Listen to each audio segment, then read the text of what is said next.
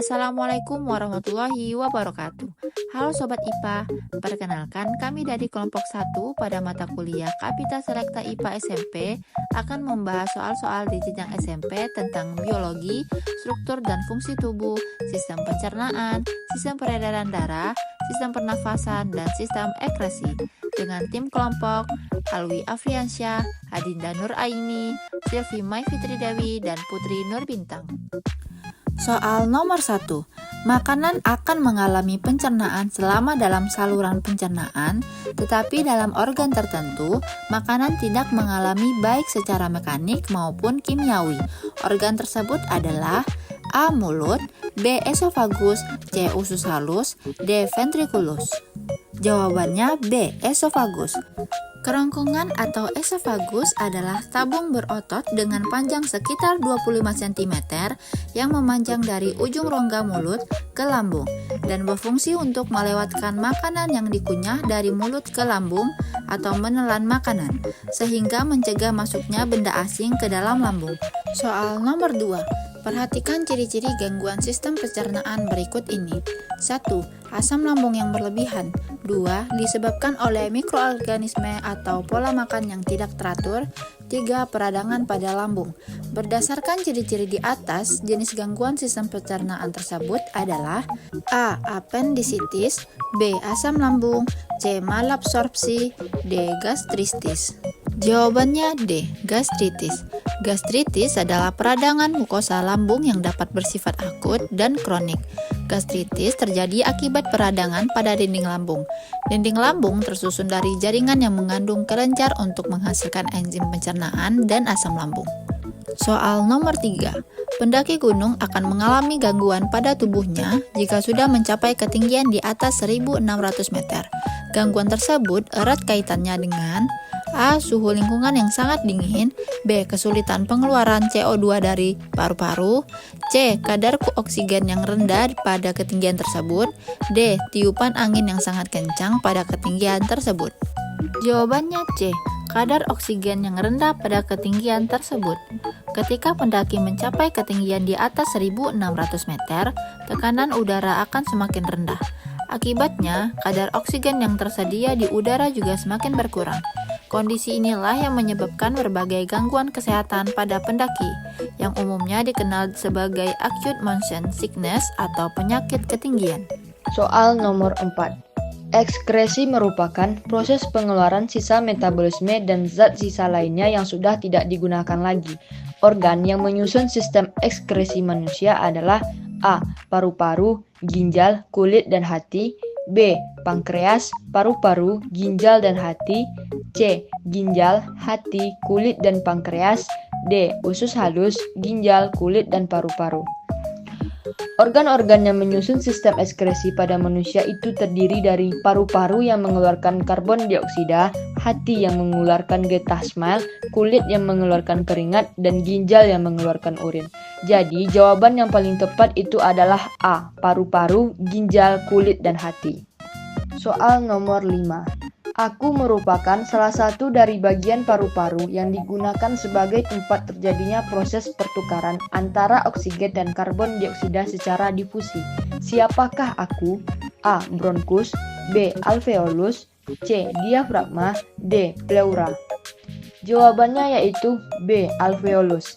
Alveolus adalah kantung udara kecil-kecil yang terletak di ujung saluran pernapasan kita atau yang disebut dengan bronkiolus.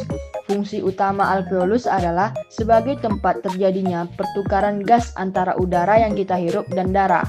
Soal nomor 6. Perhatikan gambar di samping.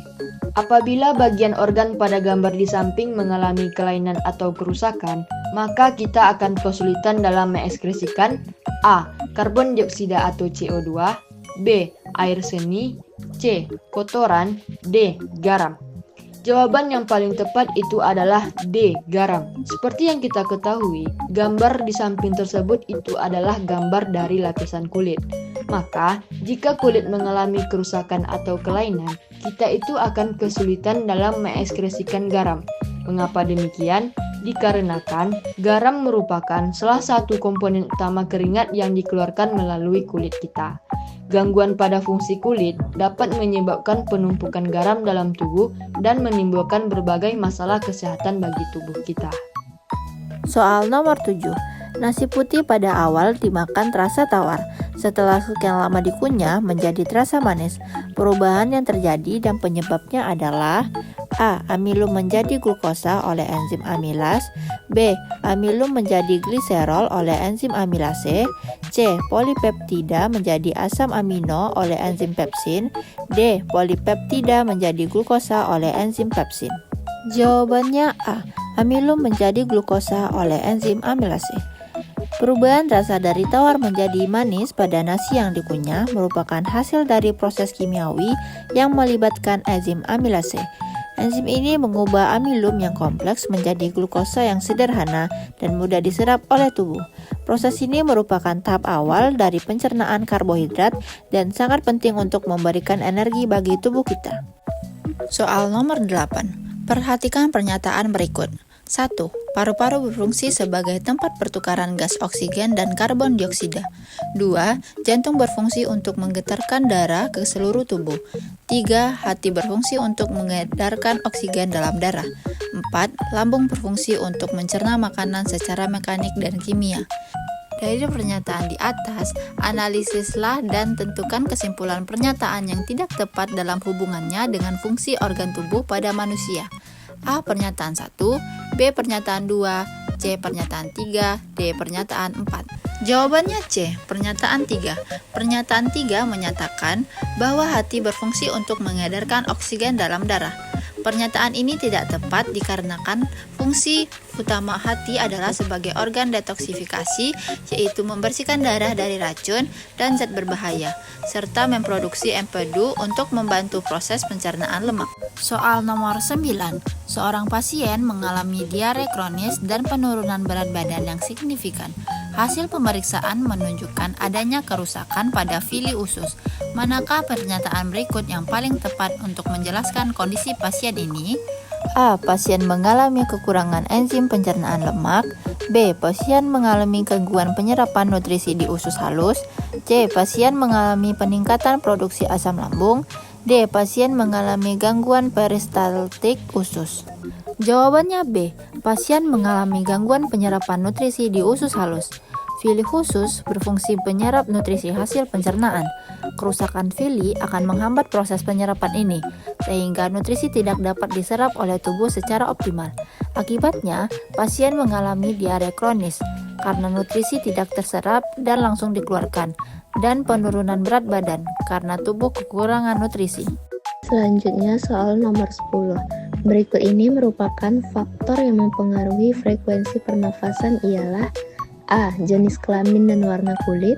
B. Banyak minum dan makan. C. Jenis kelamin dan ketinggian tempat. D. Jenis makanan yang dimakan. Jawabannya ialah C. Jenis kelamin dan ketinggian tempat, yang dimana pembahasannya pilihan ini mencakup dua faktor utama yang secara langsung dan signifikan mempengaruhi frekuensi pernafasan. Yang pertama yaitu jenis kelamin. Laki-laki umumnya memiliki laju metabolisme basal yang lebih tinggi sehingga membutuhkan lebih banyak oksigen dan cenderung bernafas lebih cepat dibandingkan perempuan. Yang kedua, ketinggian tempat. Semakin tinggi suatu tempat, kadar oksigen di udara semakin rendah. Tubuh akan beradaptasi dengan meningkatkan frekuensi pernafasan untuk mendapatkan oksigen yang cukup. Selanjutnya, soal nomor 11. Perhatikan gambar sistem pencernaan di bawah ini.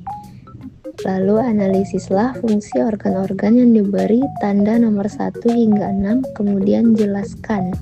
Jawabannya yang pertama, rongga mulut atau cavum oris merupakan tempat pertama kali makanan masuk dan dimulainya pencernaan makanan. Yang kedua, kerongkongan atau esofagus adalah tabung berotot dengan panjang sekitar 25 cm yang memanjang dari ujung rongga mulut ke lambung dan berfungsi untuk melewatkan makanan yang dikunyah dari mulut ke lambung.